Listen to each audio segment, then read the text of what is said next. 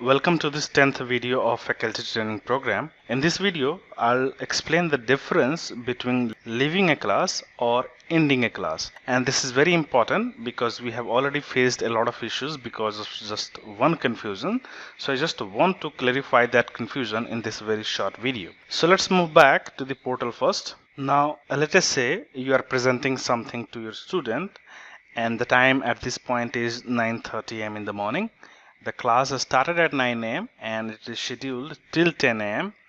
and at 9:30 you experienced certain issues with your network speed or browser, so you just want to log out and log in again to see if is there any improvement over the connection issue.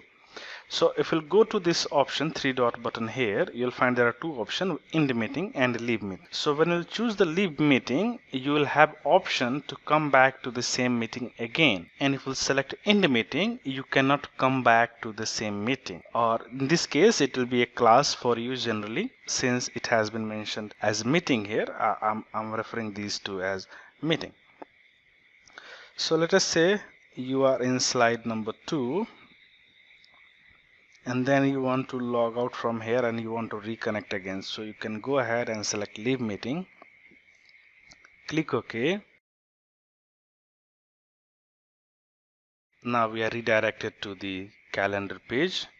So I'm going to only show this class which is currently ongoing. You can see the color. I'll click again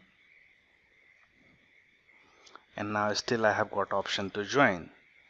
So once I'll join, I can go ahead with selection of microphone and I can confirm the echo test as well.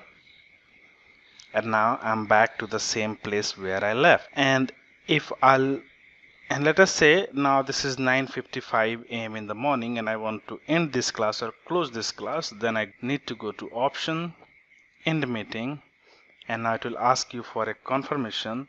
And please keep that in mind that once you'll end the meeting, all students who have joined this class will be left automatically or will be disconnected automatically.